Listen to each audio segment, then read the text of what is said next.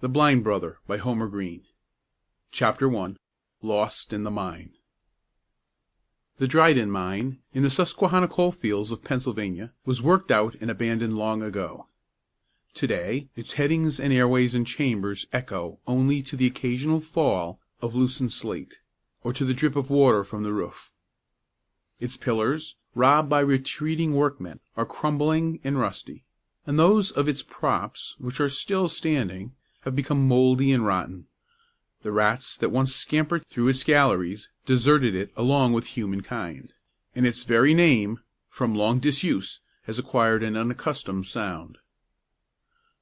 But 20 years ago there was no busier mine than the Dryden, from Carbondale to Nanticoke. 230 men and boys went by the slope into it every morning, and came out from it every night.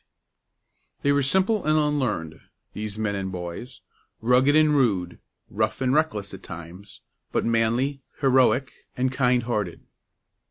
Up in the Lackawanna region a strike had been in progress for nearly 2 weeks. Efforts had been made by the strikers to persuade the miners down in the valley to join them, but at first without success. Then a committee of 100 came down to appeal and to intimidate. In squads of 10 or more, they visited the mines in the region, and, in the course of their journeyings, had come to the Dryden slope. They had induced the miners to go out at all the workings they had thus far entered, and were no less successful here. It required persuasion, sometimes threats, sometimes, indeed, even blows, for the miners in Dryden slope had no cause of complaint against their employers. They earned good wages and were content. But 20 years ago, miners who kept at work against the wishes of their fellows while a strike was in progress were called blacklegs, were treated with contempt, waylaid and beaten, and sometimes killed. So the men in the Dryden mine yielded, and soon, down the chambers and along the headings, toward the foot of the slope, came little groups, with dinner pails and tools, discussing earnestly, often bitterly, the situation and the prospect. The members of a party of 15 or 20 that came down the airway from the tier of chambers on the new north heading were holding an especially animated conversation.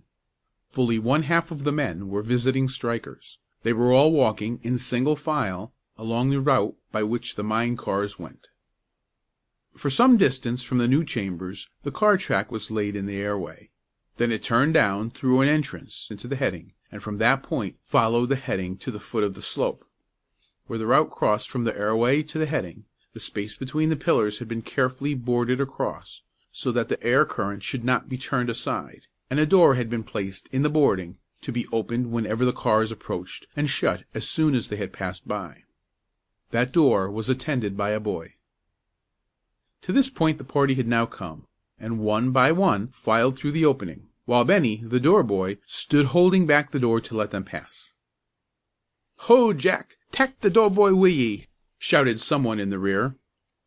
The great, broad-shouldered, rough-bearded man who led the procession turned back to where Bennie, apparently lost in astonishment at this unusual occurrence, stood still, with his hand on the door. "Come along, lad," he said. "Come along.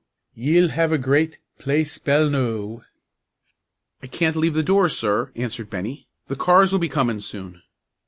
"Ye needna mind the cars. Come along wi' ye, I say." "But I can't go till Tom comes anyway, you know." The man came a step closer. He had the frame of a giant. The others who passed by were like children beside him. Then one of the men who worked in the mine, and who knew Bennie, came through the doorway, the last in the group, and said, "Don't hurt the boy. Let him alone. His brother'll take him out. He always does." All this time Bennie stood quite still, with his hand on the door, never turning his head. It was a strange thing for a boy to stand motionless like that, and look neither to the right nor the left, while an excited group of men passed by, one of whom had stopped and approached him, as if he meant him harm. It roused the curiosity of Jack the Giant, as the miners called him, and, plucking his lamp from his cap, he flashed the light of it up into Bennie's face. The boy did not stir. No muscle of his face moved. Even his eyes remained open and fixed. "Why, lad, what's the matter wi' ye?" There was tenderness in the giant's voice as he spoke, and tenderness in his bearded face. Sample complete. Ready to continue?